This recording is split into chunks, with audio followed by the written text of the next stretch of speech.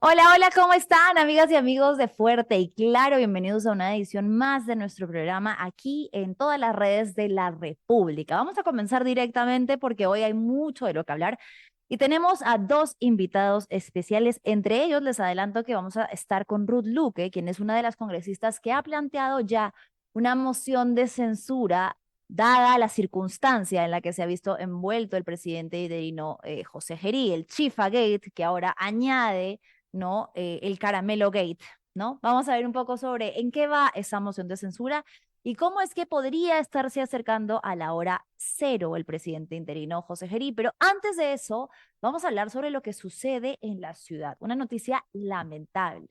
La mal llamada Vía Expresa Sur, que ya había sido tan cuestionada, no solo por ingenieros, arquitectos, personas que ven temas de urbanismo, sino por la propia ciudadanía que la recorría todos los días, pues se ha cobrado su primera víctima mortal. Resulta que ayer Eulogia Kiwi Suica, una mujer de 66 años, fue atropellada y perdió la vida en el acto cuando se disponía a cruzar valga la redundancia de palabras, cruce peatonal improvisado, dado que todavía no hay puentes peatonales en esta, reitero la palabra, mal llamada Vía Expresa Sur. Eulogia era una mujer comerciante que trabajaba y se ganaba la vida, tenía 5 hijos que ahora, de la noche a la mañana, han perdido a su madre, familiares que han quedado desconcertados y que buscan y buscarán justicia, que ya están planteando una demanda para ver quién ha sido responsable, quién es responsable de esta tragedia que se ha podido evitar, que se venía alertando desde hace ya tiempo. Vamos a ver brevemente cuál fue el panorama en el que se dieron ayer las circunstancias. Esto ocurrió en una zona de la vía que se llamaba el pasaje San Gotardo, donde, como ya se ha visto antes, no hay suficiente señalización y habían colocado a una persona, probablemente no lo suficientemente capacitada, a dirigir el tránsito. Un vehículo pasa a velocidad, un vehículo que estaba siendo manejado por Andrés Daniel Brito Torteza, que va a excesiva velocidad y no respeta la orden de detenerse del inspector de tránsito, ocasionando el atropello que termina en la fatídica muerte de Eulogia. Vamos a ver algunos videos que tenemos sobre cómo estuvo ayer la zona. Este es el momento de Fuente Epicentro, en el que ya Municipalidad de Surco y Serenazgo se había acercado, además de algunos vecinos, a ver qué es lo que estaba ocurriendo. Vamos a escuchar. Exactamente vacío, ¿no? Este cruce peatonal es todavía informal, es una senda de deseo, lo que se le conoce, y la persona que ha fallecido está ahí, ¿no? Entonces,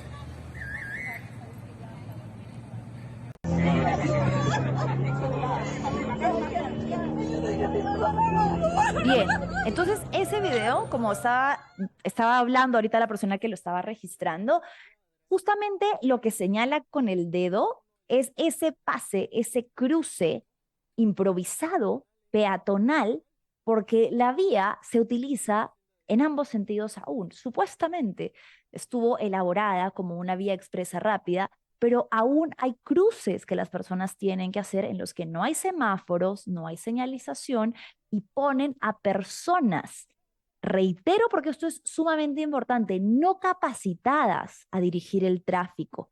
¿Por qué? Porque finalmente no termina siendo la responsabilidad tampoco de una persona cuyo trabajo no es ese y a la que este conductor no le hizo caso. Recordemos que hace tan solo un mes hubo un accidente también ocurrido en la misma vía expresa en el que un vehículo embistió a una de estas fiscalizadoras a la que le habían puesto armada nada más y nada menos que con una simple paletita de pare y siga a dirigir una vía expresa. ¿En qué país? ¿En qué país eso es razonable? Es un peligro por donde se le mire para todas las personas involucradas, para la persona que está dirigiendo el tráfico desde fiscalización, para los conductores y por supuesto para los peatones. Y hoy ya estamos hablando lamentablemente de una víctima mortal. Ahora, ¿qué está pasando con las entidades involucradas en la realización de esta vía? Pues que evidentemente se están pasando la pelota y nadie quiere asumir responsabilidad. Tenemos un comunicado que fue el que sacó la municipalidad de Surco, que dice: exigimos acción inmediata de EMAPE tras fatal accidente en Vía Expresa Sur. Entonces, un poco lo que está, para resumirles un poco lo que dice ahí, pero que lo pueden leer con mayor detenimiento, es que ya le habían hecho suficientes pedidos a EMAPE, que es esta área de la Municipalidad de Lima que se encarga de ver esta infraestructura, que ya le habían hecho, dice acá: este hecho pudo evitarse si se hubieran adoptado las medidas de seguridad que nuestra comuna ha solicitado en reiteradas oportunidades a EMAPE, entidad adscrita a la Municipalidad Metropolitana de Lima. Expresamos nuestras más sinceras condolencias. Exigimos a la municipalidad actuar con urgencia y responsabilidad, disponiendo la instalación inmediata de puentes peatonales. Entonces está responsabilizando a EMAPE. ¿Pero qué dijo EMAPE? EMAPE dijo, no sé si tenemos o no el comunicado por ahí, pero lo que dijo, lo que respondió, ahí está, es que esta área sí estaba señalizada e insiste en responsabilizar al conductor. A ver, que el conductor tiene responsabilidad por ir a suma velocidad y por no detenerse ante la instrucción de la persona que estaba fiscalizando, que estaba ordenando el tránsito, es verdad, pero EMAPE no puede deslindar de la responsabilidad individualizándola, porque esto es algo sistemático. EMAPE también tiene que ver en lo que ha sucedido. Tiene gran responsabilidad compartida con la Municipalidad de Surco también, que no quieran tan rápido lavarse las manos con lo que ha sucedido, porque no se trata solo de responsabilidad individual, porque si no, entonces esto sería algo excepcional y no es el primer accidente que se ha reportado desde que se inauguró la vía. A ver, vamos a poner un poquito más grande lo que dice EMAPE, mi querida Vic, para que pueda leerlo, por favor. Dice la municipalidad, ahí está. La empresa lamenta profundamente el accidente ocurrido en la vía expresa, envía sus condolencias a los familiares. El lugar donde ocurrieron los hechos se encuentra debidamente señalizado y con elementos de seguridad vial que indican la reducción de velocidad y crucero peatonal. Además, un inspector que en permanente se encuentra en la zona indicó al conductor detenerse haciendo caso omiso. Y acá habla del famoso expediente técnico. Cabe señalar que los expedientes técnicos para la ejecución de los puentes peatonales y vehiculares han concluido en los plazos, encontrándose en proceso de adjudicación. Se prevé iniciar la ejecución de los trabajos. ¿Cómo rayos entonces se inaugura una obra de este calibre tan importante en una de las vías centrales de la ciudad sin tener aún ni siquiera planificada la ejecución completa de todo lo que atañe? Aquí la municipalidad está reconociendo, está admitiendo que inauguró una obra solo con los supuestos expedientes técnicos de puentes peatonales aprobados, sin fecha de ejecución alguna. Nuevamente, y esto sucedió en diciembre, Renzo Reyardo, heredero de la Municipalidad de Lima, a la que Rafael López Aliaga renunció, contraviniendo a su propia palabra, tuvo que reconocer que la vía no estaba lista cuando se inauguró y que representaba un peligro inminente para peatones, para transeúntes y para conductores. ¿Y qué mayor prueba de esto que el hecho de que la declaró en emergencia? La Municipalidad de Lima tuvo que declarar en emergencia esta misma vía. ¿Para qué? Para poder en el papel garantizar la ejecución de obras adjuntas que necesitaba para que pudiera operar de manera segura. Es decir, intrínsecamente, la municipalidad ha reconocido lo que siempre hemos sabido. Esta obra se entregó al caballazo, no estaba lista para operar, se zurraron en la necesidad de los expedientes técnicos, porque para Rafael López Aliaga, los expedientes técnicos necesarios en esta y todas las obras decentes de infraestructura vial en el mundo, para él son de caviares. Algo tan necesario desde el punto de vista de la infraestructura urbana. Tenemos también un clipcillo para recordar qué fue lo que dijo Rafael López Aliaga cuando se le preguntaba precisamente por qué habían inaugurado la obra sin expediente técnico. No estamos haciendo acá, pues son unas obras, ¿qué te digo? La Torre Eiffel, pues, ¿no? No está haciendo la Estatua de la Libertad. Es una pista plana, recta. Estamos haciendo, pues, un tema casi de primer ciclo. No estamos haciendo acá, pues, son unas obras... O sea, minimizó por completo la importancia de su propia obra, señalando que no es la Estatua de la Libertad. No, como no es una obra tan importante, vamos, no estamos hablando de la Estatua de la Libertad como para que necesite un expediente técnico. Peor aún, porque que yo sepa, por la Estatua de la Libertad no circulan automóviles y peatones cuya vida está en peligro todos los días. Y aquí están los resultados, señor Rafael López Aliaga. Usted dijo que los expedientes técnicos no eran importantes. Decenas de veces, desde diversos ámbitos, se le señaló que eran cruciales para poder revisar si la forma en la que se decidió implementar esta infraestructura era la correcta, era la debida y si podía garantizar seguridad. Usted dijo, es importante, señaló, mintió, y lo vamos a ver en instantes, señaló que esto era parte de una obra que podía licitarse como fast track, lo tengo aquí apuntado, hablando sobre la legalidad de cualquier obra como una barrera burocrática. Para hablar de de esto y mucho más, tenemos a Eduardo Salmón ya conectado, quien es politólogo y se especializa. He visto muchas veces esos temas de urbanismo y además viene advirtiendo desde hace mucho tiempo sobre la vía Expresa Sur. Eduardo, ¿cómo estás? ¿Estás conectado por ahí con nosotros? Hola, ¿cómo estás, Manuela? Un gusto después de tiempo estar contigo, a tu Hola servicio. Eduardo, Además, ¿cómo estás? Gracias por muy- conectarte. Bueno, qué pena que tenga que ser para conversar de una noticia tan sí, fatídica sí. que creo que veníamos advirtiendo ya desde el año Uf, pasado cuando se habló de la ejecución. La primera pregunta que tengo para hacerte es algo que ujú. tú ya has señalado en otros medios. Aquí no podemos hablar de una vía expresa. Partiendo de ahí, para ya abordar el tema, es incorrecto llamarla expresa. Y tú señalabas que incluso no cumple con las características según el Reglamento Nacional de Infraestructura Vial por una serie de condiciones. Quisiera que nos expliques un poco eso, Eduardo. Sí, mira, algunas condiciones mínimas son que vaya al tránsito a alta velocidad, que tenga pasos mínimos, si no va a ser todo a desnivel, necesita pasos a desnivel y no tiene estas condiciones, ¿no? Por lo tanto, no es una vía expresa, ¿no? O sea, si es que el sentido común nos falla, bueno, tampoco cumple con lo que exige el manual del MTC, ¿no? Y esto lo vengo advirtiendo mucho tiempo porque también tengo que aclarar, digamos, y disclosure si quieren, también aún soy representante vecinal y yo estuve involucrado en la recuperación del Parque Pleiades, lo promoví, ¿no? Porque parte de esta irracionalidad que ha habido con la mal llamada vía expresa es que si bien la conexión es necesaria y nadie se pone ello, se ha tratado de oponer vía y espacio público, como si ambos no pudieran converger, fueran opuestos. Y de hecho se hizo una conversión, una interpretación auténtica de la ley de espacios públicos para usarla como si fuera una ley pro vías, cuando la ley te dice todo lo contrario.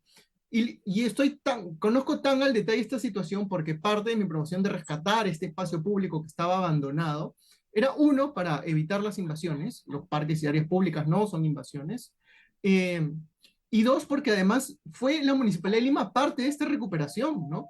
Yo tengo dos informes técnicos de la anterior gestión municipal, de solo un par de años antes o año y medio antes, una de la gerencia ambiental que le pide a Surco recuperar el área verde, el área pública, ¿no? Y otra también de la misma de transporte, que si bien reconoce el derecho de vía, dice que, digamos, que estos espacios igual se deberían cuidar también, ¿no? Ujú. Entonces, es un absurdo porque estuvo involucrada la propia, digamos, Comisión Municipalidad. de Medio Ambiente de regidores de Lima, del Consejo de Lima Metropolitana, ¿no? Y yo tengo toda esa evidencia al respecto, ¿no? Entonces, por eso conozco tanto al detalle esto, porque lo primero es que si intentas recuperar un espacio es ¿se puede o no se puede? ¿No? ¿Vale la pena o no vale la Claro. pena? ¿Qué dice la ley y quién es competencia de qué? ¿No? Claro, es un poco, y tú lo señalabas en un artículo que escribiste para Epicentro hace algún tiempo, como ni fu ni fa, porque hacías un recuento de lo que tarda en recorrerse la vía, que no logra calzar con lo que debería en caso de llamarse una vía expresa. Y Ese además, es, sí, sí, ese es otro continúa con punto eso. interesante porque primero que al no tener pasos a desnivel tiene pares, tiene 4 cruces semafóricos y ha sucedido que tiene además 6 pares informales o 6 cruces informales. ¿Qué pasa? Que como han cortado de golpe, han hecho la vía así, digamos, a la bruta, a la mala, ¿no? han cortado de la noche a la mañana distintas dinámicas que si hubieran hecho un expediente, un análisis mínimo, se hubieran dado que no pueden cortar estas dinámicas comerciales, culturales de la noche a la mañana. Como ir a misa, por ejemplo. Está ahí la iglesia de San Roque, a metros de donde ha ocurrido el fatal siniestro, ¿no? Donde todos los días se desplazan los surcanos de un lado a otro para ir justamente a la parroquia. O sea, ir a misa ahora es una actividad extrema, ¿no? De alto riesgo, ¿no? Claro, te puede costar Entonces, la vida. entonces, como la población indignada, en la práctica lo que hizo es bloqueó hasta en 2 oportunidades, hoy día ha habido un tercer bloqueo, la vía, y lo que hacen esos casos para solucionar, entre comillas, en realidad es una amortiguación, se señala lo que vienen a ser las líneas de deseo, que son áreas en donde como no puedes cortar la dinámica, generas el espacio para a posteriori Exacto. colocar un puente peatonal que igual es Exa- otro parche, porque ¿qué vamos a esperar? Y quiero explicar esto. Cuando colocas un puente peatonal, ¿correcto? Igual estás discriminando, porque tenemos que pensar en los bebés, en los adultos mayores, en las personas discapacitadas, y son zonas de calor, ¿no? Son estas como se le conoce como áreas calientes, porque no hay vegetación, no hay nada. Entonces, imagínate un adulto mayor en pleno verano, tener que cruzar ese puente de puro y abajo puro concreto, con esto que te aumenta por lo menos 4 grados la temperatura, le va a dar un golpe de calor, o sea, igual no es una vía pensada para las personas, ¿no? Y lo que decías también es muy importante, porque incluso vamos a suponer que ya vale la pena y que incluso quieres, simplemente tu objetivo es que el auto privado se transite rápido de un lado a otro. Ni siquiera lo cumples, porque al haber estas líneas de deseo, que son cruces informales, hay 6 paradas adicionales. O sea, en total tienes hasta 10 paradas. Entonces, si Wow. esta vía fuera desnivel, que es lo que debe ser en teoría, por eso se le llama expresa cuando lo es, ¿no? Lo harías ese tramo de los 5 kilómetros, lo harías de 6 a 8 minutos. Y sin Claro. embargo, hoy lo haces en una hora estándar, ¿no? En unos 20 minutos y cuando estás cargado de tráfico en hora pico, hasta más de 40 minutos. Entonces, por ahorrarte esos supuestos 2 minutos que ahorras en teoría de otra ruta alterna, no tiene ningún sentido. Y en la práctica, muchas veces, la ruta alterna era más rápida que la actual vía, ¿no? Entonces, Claro, digamos, es un propósito. la vía está reconociendo, como tú dices, que no puede ser del todo expresa porque no puede limitar la vida y las actividades diarias de las personas que siguen viviendo y trabajando en los alrededores, como en el caso de Eulogia, que era una comerciante. Así Entonces, es. ellos mismos no terminan de determinar qué es. Es una vía con cruces peatonales no señalizados, es una vía expresa que tiene, nos has dicho, hasta 10 paradas. Finalmente no tiene sentido. ¿Qué es entonces esto, Eduardo? Es una obra Es, un- es aleatoria, un- inconclusa. es una avenida mal hecha, ¿no? Mal hecha y que, digamos, al último tiene a las personas. Porque, a ver, la conexión, y siempre se ha dicho, la conexión me parece que es necesaria. Pero hoy en día, en este siglo, ¿no? Porque también eso es algo que yo he criticado mucho en los medios y en mi artículo hice una fuerte crítica a la cobertura mediática y el enfoque que le han dado. Porque una vía hoy en día debe ser pensada prioritariamente para la mayoría de personas. Y la mayoría de personas que usamos transporte público Público. porque la mayoría, menos del 14% tienen Tiene auto. auto privado, ¿no? Y además el auto es la forma más ineficiente de movilizarte y de trasladarte, ¿no? Por costos, por capacidad, por volumen incluso de área que ocupada, etcétera, ¿no? Entonces, han iniciado al revés, porque, digamos, el metropolitano lo han dejado al último, y venden humo con el Metropolitano, y es lo triste, ¿no? Porque venden esta obra como que va a conectar Caraballo, ¿no? Incluso han dicho hasta la playa de San Bartolo, mira, o sea, así de demencial, ¿no? Que Ujú, cualquiera, sí, me encantaría que todos los ciudadanos, todos podamos desplazarnos hasta Caraballo y viceversa, ir hasta San Bartolo, pero pero no es esto no se verdad. va a dar, no se va a dar, no se va a dar. ¿Y por qué Y no se no, va a no en dar? esta vía. No, sí, por lo menos no en esta vía, por lo menos no en varios años. ¿Por qué? Porque ni siquiera han culminado la extensión norte y el consorcio del Metropolitano, que es privado, no va a invertir ni un sol a sabiendas que no han cumplido con la extensión de los tramales norte y con las condiciones. Por eso no corre ni un solo segundo de la concesión del Metropolitano desde lo que le instaló Luis Castañeda Locio. ¿no? Entonces, y además han ganado arbitrajes y están en más arbitrajes millonarios. Por lo tanto, no va a haber, en corto y mediano plazo con seguridad, no va a haber metropolitano. Entonces, nuevamente, volvemos al punto inicial. ¿Cuál es el sentido entonces de la obra? ¿A quién beneficia y para qué? ¿Quién? ¿No? Es gravísimo, Eduardo, porque además en el discurso de Rafael López Aliaga fue dejada como su obra emblemática como alcalde. Y él ha dicho una serie de mentiras que son fácilmente desmontables. Por ejemplo, y de esto has hablado tú también, dijo que ellos por fin habían tomado acción sobre una obra abandonada hace muchos años, hablando de la promesa del Zanjón en 1966, pero que tengo entendido que se trata de dos cosas distintas y que él ha instrumentalizado esta necesidad que tiene la gente de conectar distritos de Lima y, como tú muy bien decías, de poder movilizarnos en el caos que es esta ciudad de un lugar a otro sin dejar nuestra vida en el tráfico, ha instrumentalizado esta propuesta, esta promesa para los ciudadanos, incluso diciéndoles mentiras como esta, que es una obra que ellos están retomando. Sí, y violando todo tipo de derechos. O sea, no se ha hablado mucho tampoco de violación al derecho a la propiedad privada. Se ha hablado en otros casos, como la Prialé, en este medio, Rosa María ha señalado muy bien, pero aquí también, y eso va a sonar a futuro, ¿no? Por eso que hay muchas aristas a ver. Y claro, incluso, y eso es también yo exijo un poco más a los medios que miren un poco más allá, porque incluso haber simplemente trasladado el diseño de Luis Bedoya Reyes y hacer el Zanjón como lo conocemos, incluso era problemático. ¿Por qué? Porque hoy en día, además de enfocar el transporte público, se necesitan las áreas verdes y los espacios públicos, las áreas recreacionales, ¿no? Y tenemos múltiples ejemplos en Latinoamérica, y sin irnos lejos, acá en Paseo de los Héroes Navales, al menos hay un ejemplo de ese tipo de estructura que conserva vía y espacio público, ¿no? Aunque no es un modelo ideal, pero sin embargo sí es un modelo de convergencia entre mantener cierta área verde, espacio público y la vía por debajo, ¿no? Entonces, eso se puede hacer, ¿no? Y hay múltiples formas de financiarlo y no está costoso, porque lo que han generado en la práctica, lo que ha pasado es lo que se conoce como grietas urbanas, y en particular va a pasar lo que pasó con el Metropolitano con Barranco. Han dividido a Surco en dos, ¿no? Mm.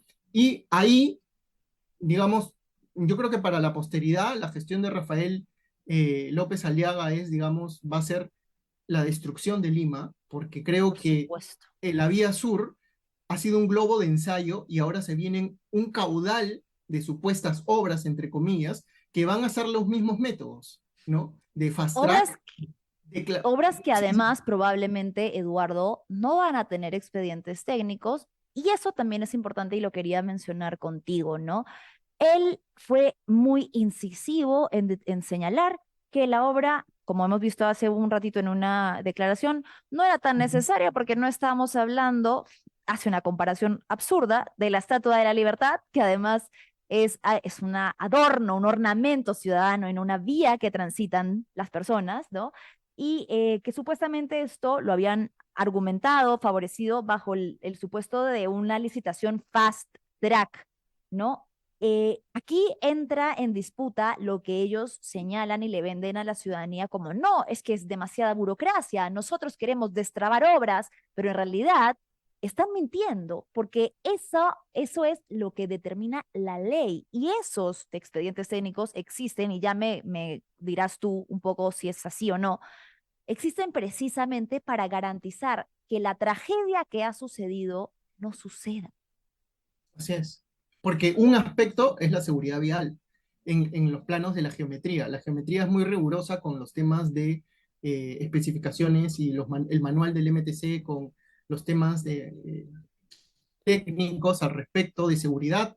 Es más, la vía no debió ser abierta hasta que esos estén concluidos, ¿no? Por eso Claro. ellos mismos lo reconocen y por eso tú bien dijiste lo del reconocimiento y la declaración de emergencia, porque por más que ellos digan que sí es cierto, ojo, ellos están usando también la declaración de emergencia para saltarse la fiscalización y ahí es un gran espacio para la corrupción, hay que decirlo con claridad, Claro. pero a su vez, digamos, es un reconocimiento fáctico, porque además incluso está textual en lo que ha sido publicado en el peruano, que no hay las condiciones para los peatones ni siquiera para los conductores, ¿no? Y más allá, vamos a hablar, hay todo un tema también que incluso podría haber hecho un artículo solo del plano legal, pero olvidemos incluso el plano legal, sino vamos a las consecuencias prácticas de no tener expediente técnico, ¿no?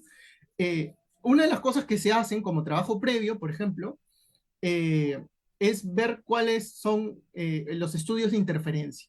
¿Qué es esto? Es qué hay en el camino, ¿no? Con qué puedes romper, qué seguridades hay que tener. Y lo han hecho tan a la bruta que han roto hasta por lo menos 3 veces tubería de cálida. Cálida. Sí, y esto ha podido ser una deflagración bien grave, porque A ver, incluso... para explicar, porque lo que dices es muy importante, Eduardo, estamos hablando de las tuberías que conectan el gas, ¿no? Y que es necesario que sean tomadas en cuenta antes de mandarse a hacer una obra como esta. Han roto tuberías. El riesgo de lo que ha podido suceder, cuando yo lo leía, decía cómo no pasó a mayores, gracias a Dios, pero Así que es, se rompan así es. 3 tuberías de conductos, de viaductos de gas de calidad, ha podido terminar en una tragedia. Sí. En Pléyades, por ejemplo, se bajaron además, en el Parque Pléyades se bajaron por lo menos 12 postes de Luz del Sur, que incluso el mismo gerente salió, digamos, a reclamar a la Municipalidad de Lima, ¿no? Y eso ha sido tan a la bruta que hay conexiones eléctricas formales como son los postes, o sea, son informal, no es alguien que está robando luz, No. es Luz del Sur, una empresa formal, ¿no? Que por lo menos tú le pides, oye, ¿qué hay aquí, no? Por eso son los estudios de interferencia también. Y tiene consecuencias tan a la larga que hasta hoy hay muchos problemas eléctricos por los cuales muchos semáforos están inoperativos muchas veces Mm. y en algunos casos no los han podido colocar porque tienen Y ese tema de luz. por Han eso, inundado, precisamente. sí, han inundado el área varias veces. San Roque, por donde ha sido el accidente, lo inundaron hasta en 2 oportunidades que quedó como una laguna.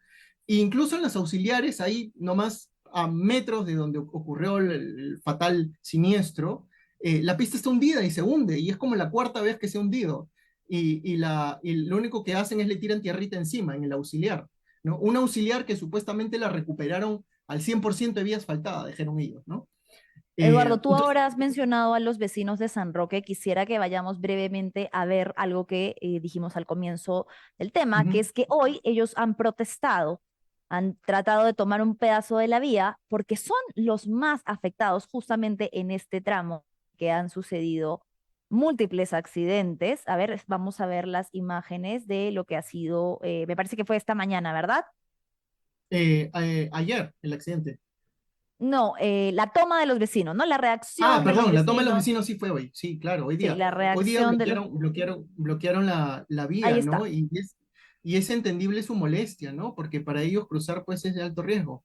Y ese es otro tema que me da pie al lugar porque hay muchos trolls y algunos comentarios también con, creo, cierta ingenuidad, en otros ignorancia. Dicen, bueno, pero es culpa del conductor, hay malos conductores. Justamente por eso hay que tener en cuenta y también en el diseño, incluso tú debes saber, hay todo, digamos, una rama que se llama teorías del comportamiento, que también es aplicada al diseño vial, por lo cual tener la calidad de conductores que tenemos también debe ser incluida en el diseño, ¿no? Al momento de planificar, ¿no? Y de cuál va a ser la geometría a utilizar para justamente evitar sabiendo que hay estos conductores, o sea, los elementos de seguridad y para motivar distintas conductas deberían ser mayores en este caso, justamente a razón de eso, ¿no? Y todo eso está recontra estudiado, ¿no? Hay un hilo muy bueno que recomiendo el ingeniero de tránsito, pero tenemos un buen ingeniero de tránsito en Perú, que es David Farley, que señaló muchos de estos problemas geométricos al respecto, ¿no? Entonces, esa lamentablemente es la situación, y creo que va Bien. a traer cola, va a traer mucha más cola porque esto es solo el inicio, ¿no? Va a haber muchos más problemas al respecto porque hay que decirlo, ¿no? Eh, Esto no va a solucionar, de hecho, también está estudiado que las supuestas vías expresas, los bypasses, los viaductos en esta línea, lo que te generan es demanda inducida, porque justamente como tú no estás diseñando enfocando en movilizar, sino estás diseñando en función del auto, ¿no? Ujú. Lo que vas a hacer es, vas a incentivar a que más autos ingresen, y en vías como esta, incluso lo pongo en mi artículo, un ejemplo, hay muchos artículos académicos al respecto, ¿no? Incluso lo que está proyectado es que luego que se hacen estas vías, alrededor de 5 años después, el tráfico suele ser igual o 20% mayor al que Buah, pretendía solucionar, ¿no? claro, Entonces, por eso yo hablo de la destrucción de Lima, ¿no? Y en el caso de Surco, me parece que la grieta es mayor, la grieta urbana que se genera es mayor, porque lo parte en dos y remarca un área en particular que es esta, que Paseo de la República, ¿no? Hoy la supuesta Vía Expresa Sur, que es que va a estigmatizar aún más y discriminar y hacer esta división en lo que se conocía como Surco moderno y Surco y pueblo, claro, Surco lo ha antiguo que se conoce. dividido. Entonces, más dividido de lo que era, cuando tenía ya cierta integración y había una proyección interesante con la supuesta supermanzana que va a ser Carlos Bruce, ¿no? Con la recuperación de una hacienda también que iba a hacer, etcétera.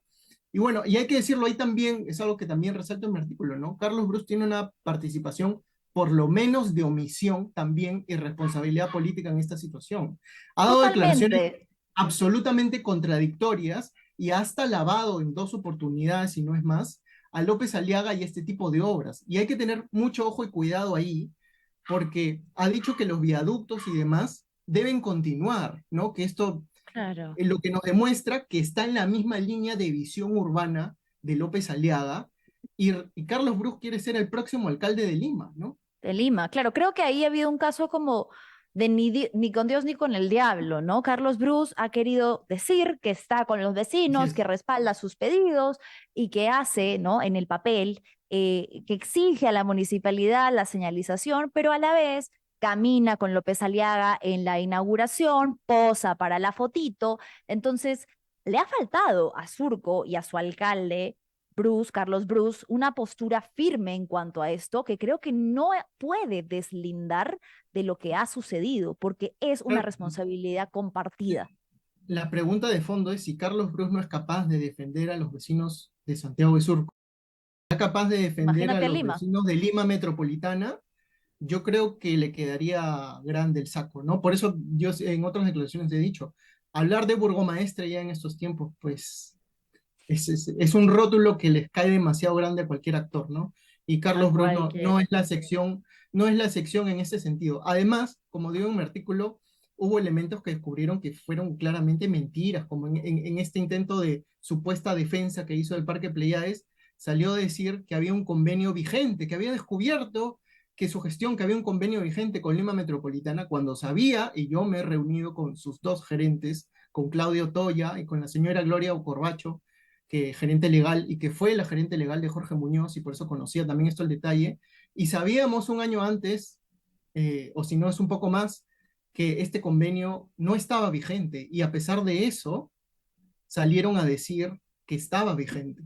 Y me parece grave eso, muy grave de parte de la Municipalidad de Surco. Entonces, como te Claro, digo, no, es no más que solo omisión. es que trató de jugar con Dios y con el diablo, ¿no? Por eso yo hago una alerta ahí a los ciudadanos para la época electoral, porque como hemos dicho, y también en 4 días va a haber un plantón, le pasé Eso a te tu... quería preguntar, Eduardo. Vamos a poner en pantalla, se ha convocado para un plantón ciudadano en Sí, rechazo a los nuevos viaductos que se están así es. planteando para la ciudad. Cuéntanos un poco quiénes lo convocan, dónde va a ser para que quienes quieran sumarse puedan asistir. Mira, lo convocaban distintos vecinos de Lince, de San Isidro, también incluso de La Victoria, porque digamos, estamos medianamente comunicados quienes hemos sido afectados, pero también nos hemos dado cuenta que ahí, justamente en este aniversario 451 de Lima Metropolitana, que están destruyendo la ciudad, ¿no? Los pocos espacios. Lima no tiene áreas verdes. Lima, lo que te indica la Organización Mundial de la Salud, ¿no? Y demás, es que mínimo debería haber 9 metros de área verde por Por habitante, persona. por persona, y Lima tiene menos de 3, ¿no? Está bordeando los 3.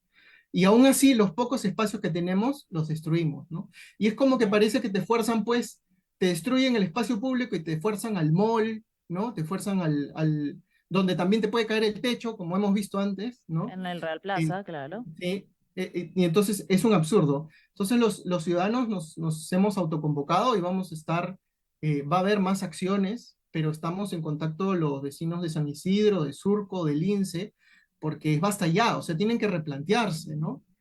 Carlos Bien, Cruz, aunque sea, cambia de discurso, si no es porque te nace, porque tienes la capacidad, al menos hacerlo por buscar votos, ¿no?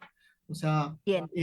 deben cambiar el rumbo en ese sentido porque lo central en las políticas urbanas deben ser las personas, siempre las personas, ¿no? Y deberíamos todos conocer esta pirámide, digamos, básica, ¿no? En donde las personas están arriba, de ahí siguen los no motorizados, y al último, digamos, está Los vehículos. los vehículos particulares, ¿no? Y la vía sur es una vía que ha sido solo pensada para los vehículos particulares, ¿no? Hay Bien, claras razones Eduardo. electorales en su apuro, ¿no? Yo te agradezco Bien, mucho, Manuela, no, no, espero a que no sea ti. la última oportunidad. Y no Ah. solo hablo de la vía expresa sur, así que yo cuando gustes yo estoy por acá. Claro que sí, además nos queda pendiente hablar de los pasos a desnivel que se van a inaugurar en zonas de San Isidro, de Lince, todo, en La Molina también, cerca de la Javier Sí. Prado. Entonces, esto sin duda va a seguir dando de qué hablar. Te agradecemos muchísimo por tu tiempo. Ha sido Eduardo Salmón, politólogo, que nada más ve temas de urbanismo. Muchas gracias, Eduardo. No, gracias a ti, Manuela. Y a tu productora, que es un encanto. Gracias. Bueno, tenemos algunos comentarios de personas que nos están siguiendo en vivo. Me encanta que estén con nosotros y por supuesto que vamos a leer lo que tienen para opinar sobre este trágico suceso en la vía Expresa Sur, así que en la mal llamada vía Expresa Sur, así que vamos a leerlos. A ver, ¿qué tenemos por aquí? A ver, ahorita aparecen los comentarios. La municipalidad, nos dice Biden Prince, sigue pasando piola. La municipalidad de Lima tiene una responsabilidad política tremenda. Enrique Montezuma, o sea, la obra emblemática de Rafael López Aliaga es una estafa. Fingiremos sorpresa, querido Enrique. Lourdes Isabel nos dice, la vía expresa es insegura, no deben permitir que los peatones crucen porque los autos vienen a velocidad. Deberían hacer puentes peatonales. Supuestamente se van a hacer, mi querida, pero imagínate, recién están en expediente técnico. Roger Castro dice, me queda mucho más claro que antes, gracias por el invitado Eduardo Salmón.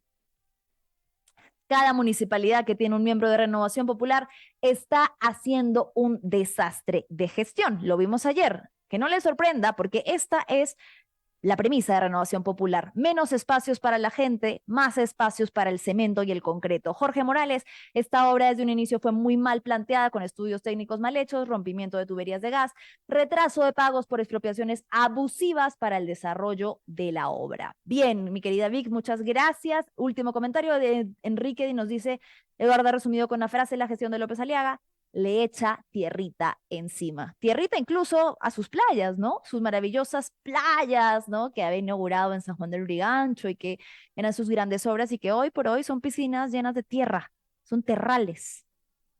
Vamos a tener que pasar ahora sí un poco al plano político, porque como les había anunciado al comienzo, hoy vamos a tener un breve enlace con la congresista Ruth Luque, quien está planteando ya una moción de censura en contra del presidente interino Geri Ore. ¿Qué ha pasado? El caso que ayer, por cierto, si no lo han visto, vayan a ver el capítulo de ayer, en el que hemos explicado un poco más cómo se amplía el Chifagate. Resulta que no fue solo un chifita en San Borja, que hubo más reuniones con el empresario chino Xihua Yang en una bodega que estaba clausurada, nada más y nada menos que por la Municipalidad de Lima.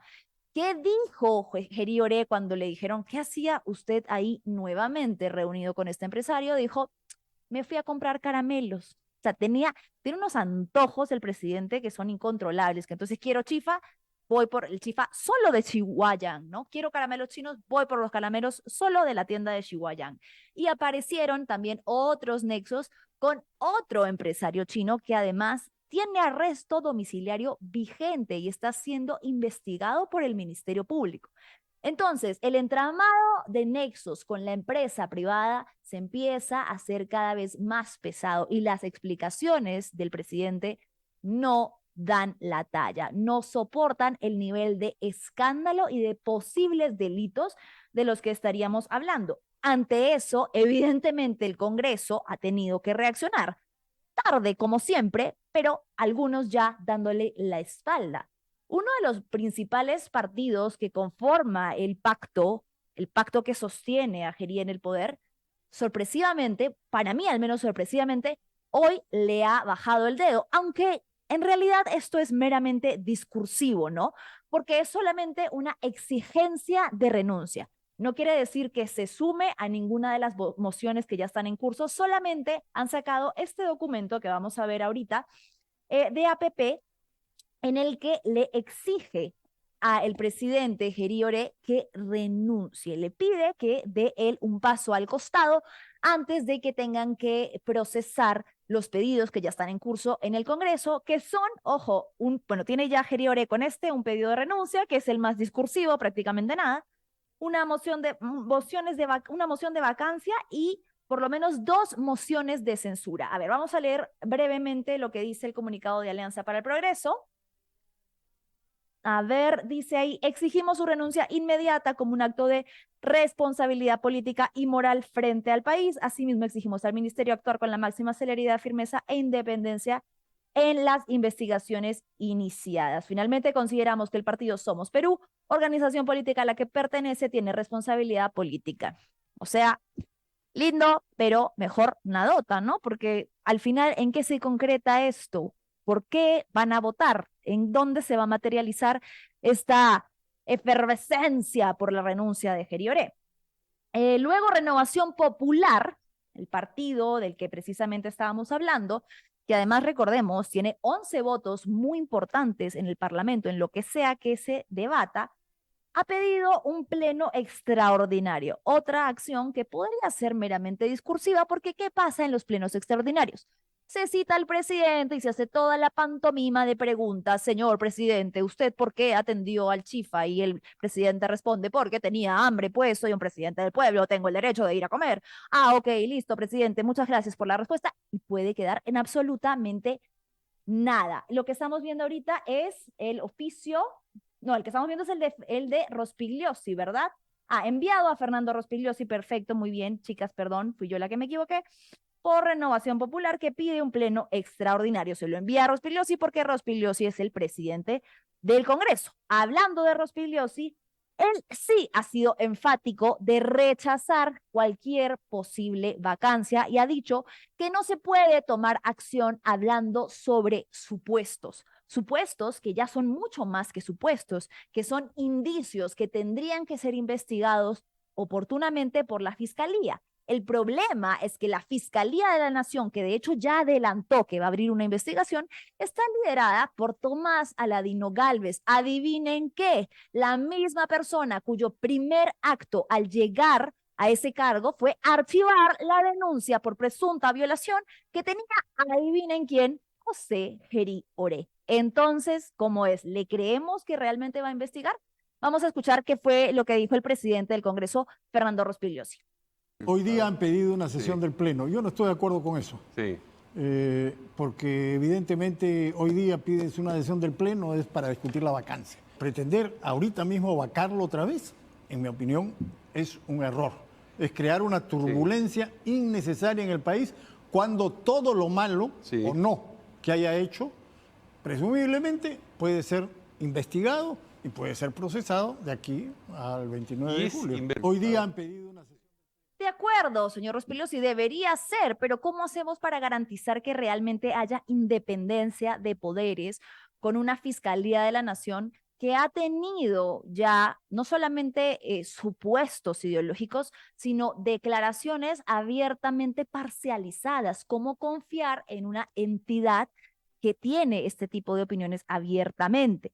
Tenemos ya, ahora sí, conectada a una de las congresistas que ha presentado una moción de censura, que de hecho ya nos explicaban ayer en la entrevista que tuvimos que este sería el camino en vez de la moción de vacancia. ¿Por qué?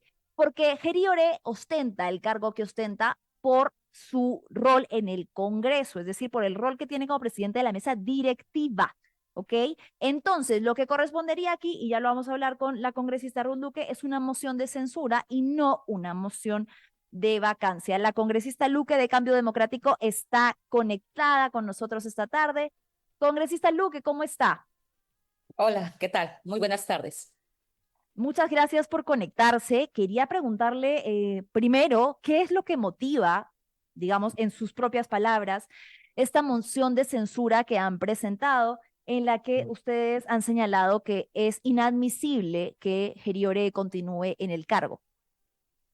bueno, la censura impulsada es una expresión del control político que cualquier buen parlamentario hace cuando se está utilizando la figura presidencial de manera clandestina. Eso es lo que estamos haciendo. Gerí, digamos, no tiene cómo explicar estas reuniones clandestinas.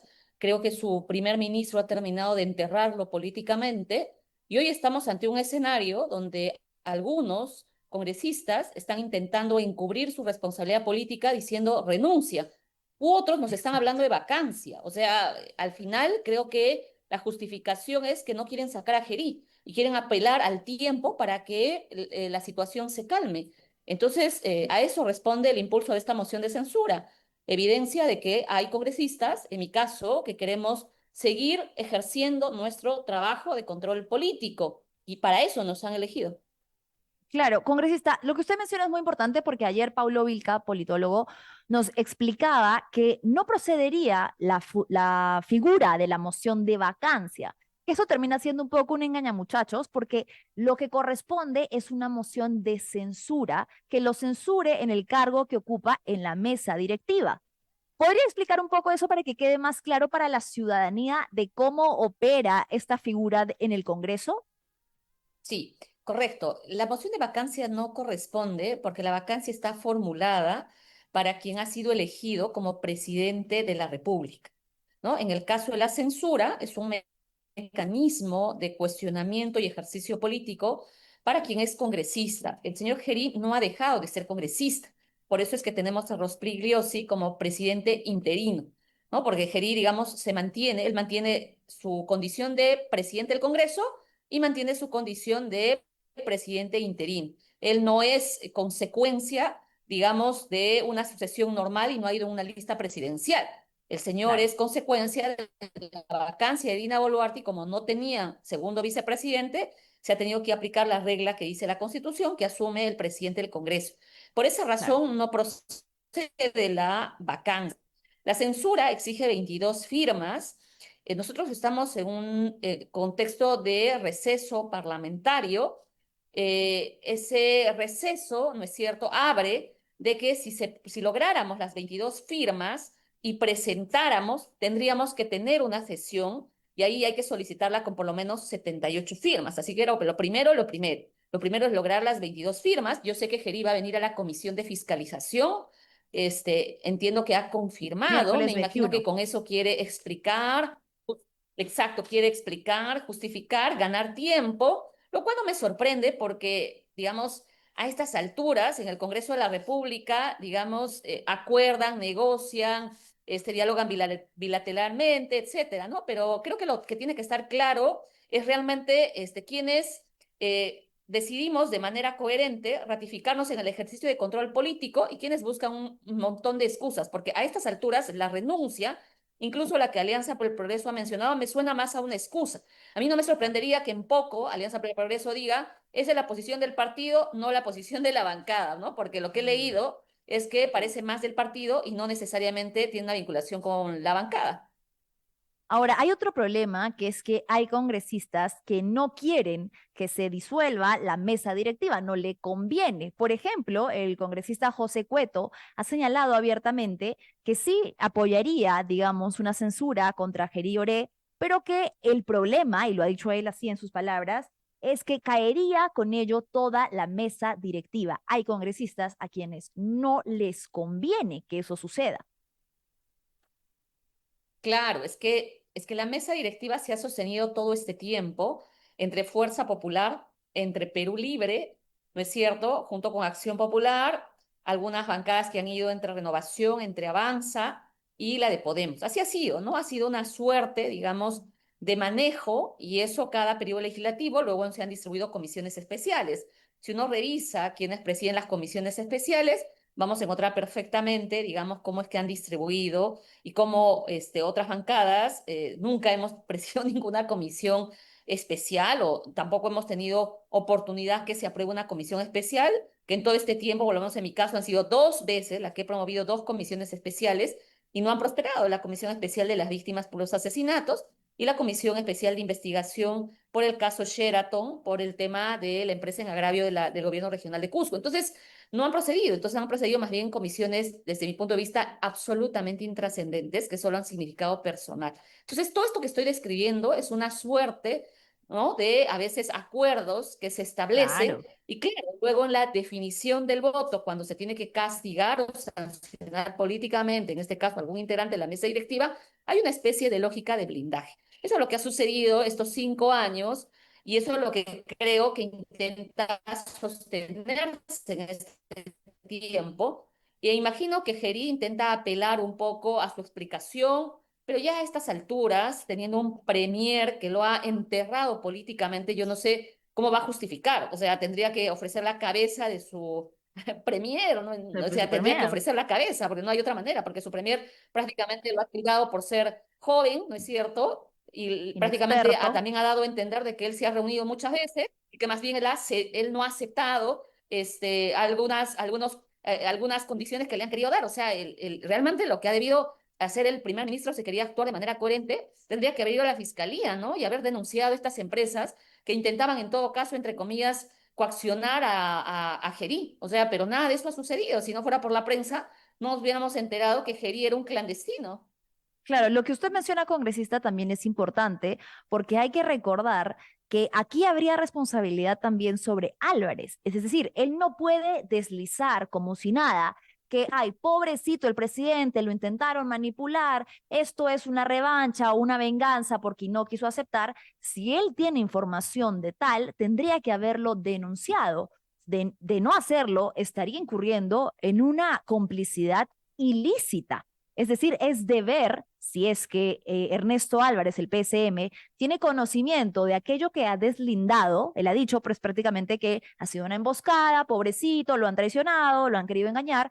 Entonces, aparentemente, tendría conocimiento de algún tipo de ofrecimiento ilícito que hasta el momento, tengo entendido, no sé usted, no se ha denunciado por absolutamente nadie. Totalmente. O sea, en ese momento el señor presidente del Consejo de Ministros tiene una responsabilidad política. Mira, estuviéramos en un contexto normal, Geri tendría que haber seguido y todo su gabinete. Y lo que hubiera obligado es que haya un diálogo para hacer una transición ordenada. Pero creo que es bueno recordar por qué llegamos a este punto. Porque hoy quienes están diciendo no queremos más inestabilidad son los culpables de esta inestabilidad. Son los Sí. culpables de que se han aferrado al puesto, como el señor Rospigliosi, que no quiere salir, o sea, le encanta estar ahí, y le gusta utilizar el Congreso de la República para estar amenazando a jueces. Y por otro lado, el señor Gerí, que también dijo que no voy a asumir la presidencia y termina asumiendo la presidencia. Entonces, ellos son los culpables de esta inestabilidad. O sea, si ellos controlan, gobiernan, porque es la verdad, es la mayoría parlamentaria la que gobierna, la que controla, la que decide, hace y deshace, entonces que se pongan de acuerdo y pongan alguna persona mínimamente decente, o sea, que no nos estén ellos sometiendo a una inestabilidad constante, porque creo que también lo que quieren es que algunos congresistas nos callemos. O sea, quieren que nos Claro. callemos, no digamos nada, no cuestionemos, no ejerzamos una moción de censura, no sometamos a algunas cosas, y eso, por lo menos en lo que a mí respecta, no va a suceder. Correcto. Justamente son también bancadas que usted ha mencionado, que ahorita están mutis, no han dicho nada. Fuerza Popular, Acción Popular, Perú Libre, que tienen pues interés en la mesa directiva y que no han dicho nada. Para preguntarle más bien hacia el otro camino, congresista, ¿quiénes, qué congresistas sí han respaldado hasta el momento la moción? ¿Cuántas firmas tiene ahorita, 20 de enero a las 4 de la tarde? A ver, te doy la primicia. Te doy la primicia. Por Venga, hasta favor. el momento tengo 16 firmas. Está cerca de las 22. Estamos bastante cerca. ¿Cree entonces que va a ser posible que proceda? Yo espero que los congresistas que he escuchado, que se han pronunciado de manera pública, he leído el Twitter de la congresista Vivian Olivos, espero que pueda firmar la censura.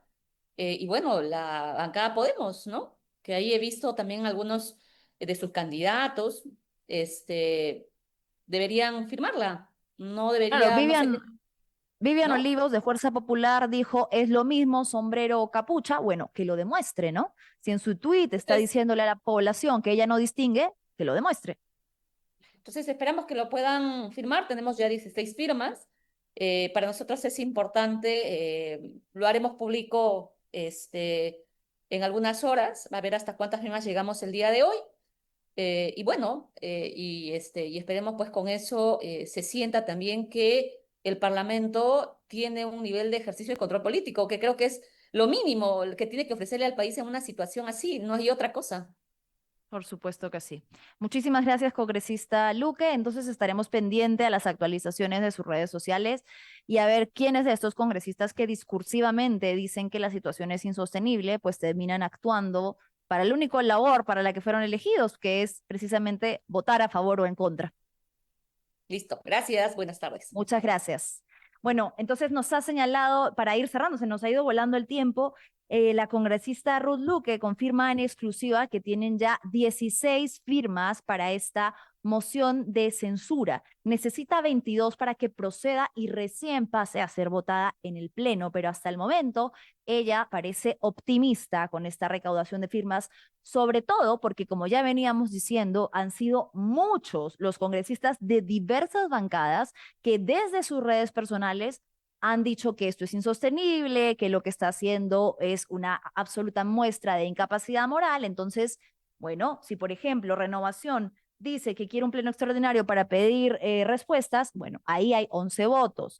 APP, que ha pedido la renuncia, tiene también un porcentaje importante de votos. ¿En qué va a quedar un pedido de renuncia si no se va a materializar en un respaldo a lo que es supuestamente el balance, el ejercicio de la fiscalización del poder? Caras vemos, el resto no sabemos, lo vamos a ver en las votaciones. Mi querida Vic, nos vamos entonces, ya se nos pasó la hora. Hemos tenido, bueno, se nos han quedado un par de cositas ahí en el tintero, pero para seguir conversándolas será con nosotros aquí mañana en la misma hora por la misma, todas las redes sociales de la República. Recordarles, como siempre, darle like, compartir y suscribirse a nuestro canal. Con nosotros será hasta mañana. Chau, chau.